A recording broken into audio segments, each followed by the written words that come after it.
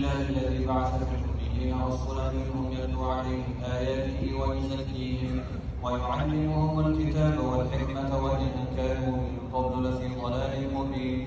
والصلاة والسلام على رسوله المبعوث بالدين القويم والخلق العظيم والصراط المستقيم رحمة للعالمين، وعلى آله وأصحابه الذين هم نجوم الهداية باليقين. أشهد أن لا إله إلا الله وحده لا شريك له، وأشهد أن محمدا عبده ورسوله.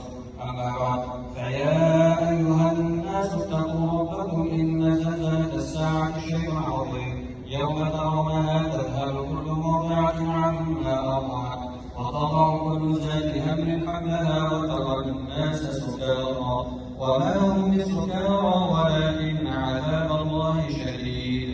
فتأهبوا رحمكم الله واستعدوا لهذا اليوم العظيم، واجتنبوا عن الآثام والإثم العظيم لعلكم ترحمون. بارك الله لنا ولكم في القرآن العظيم، ونفعنا وإياكم بالآيات والذكر الحكيم، إنه تعالى جواد كريم ملك بر ورب رؤوف رحيم.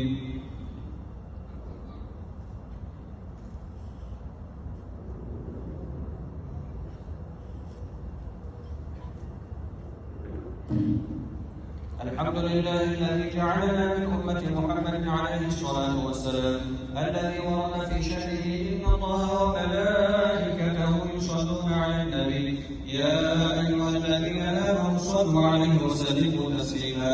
اللهم صل على سيدنا محمد عبدك ونبيك ورسولك النبي الأمي وعلى آله وصحبه وسلم تسليما عدد ما أحاط به علمك وخط به قلمك وأحصاه كتابك.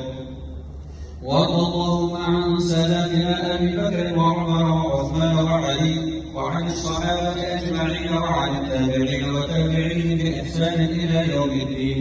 اللهم أهل الإسلام والمسلمين، اللهم انصر الإسلام والمسلمين، اللهم أعز الإسلام والمسلمين ببقاء شريعة سيدنا محمد عليه الصلاة والسلام. عباد الله رحمكم الله، إن الله يأمر بالعدل والإحسان وإيتاء ذي القربى وينهى عن الفحشاء والمنكر والبغي يعظكم لعلكم تذكرون.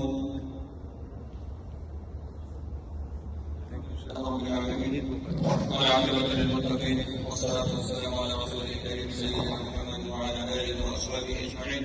اللهم ربنا تقبل منا إنك أنت السميع العليم، وتب علينا يا مولانا إنك أنت التواب الرحيم.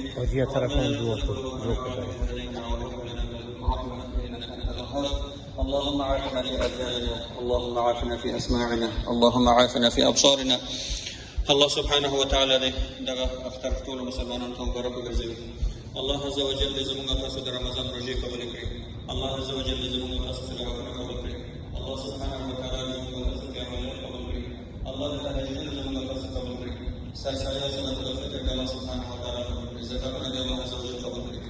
الله عز وجل د دغه مبارکې ورځې په برکت سره ټول مریضانو ته کامل او عاجل شفا ورکړي. الله سبحانه وتعالى د دغه مبارکې ورځې په برکت سره په افغانستان کې یو دایمي او همیشګي صلح او امنیت برقرار کړي. الله عز وجل داسې صلح او امنیت راولي چې د ټول ملت په نفع باندې وي، د اسلام په خیر باندې وي. الله سبحانه وتعالى د ټول عالم اسلام له خیر کړي. الله سبحانه وتعالى زموږ تاسو ټولو ته مغفرت وکړي. زموږ تاسو هغه ورونه چې تېر کال موږ سره اوسه کال نشته، الله عز وجل د هغو ټولو ته مغفرت وکړي. د هغو خبرونه د جنت باغچو څخه وګرځوي. الله عز وجل د باقي د هغو کورنۍ د مرغوب شریف څخه په خپل حفظ عمل کې وساتي. هغه د اجر وعدې او د هغه مغفرت وعده چې الله سبحانه وتعالى کړې ده، الله عز وجل موږ تاسو ټولو ته مغفرت وکړي. او د دغه ځای څخه چې هر یو کور ته ځو په داسې حال کې به راوګرځوي چې الله سبحانه وتعالى موږ تاسو ته مغفرت کړې وي او د وتقاء من الناس څخه ګرځېدلي وي. وصلى الله على سيدنا محمد.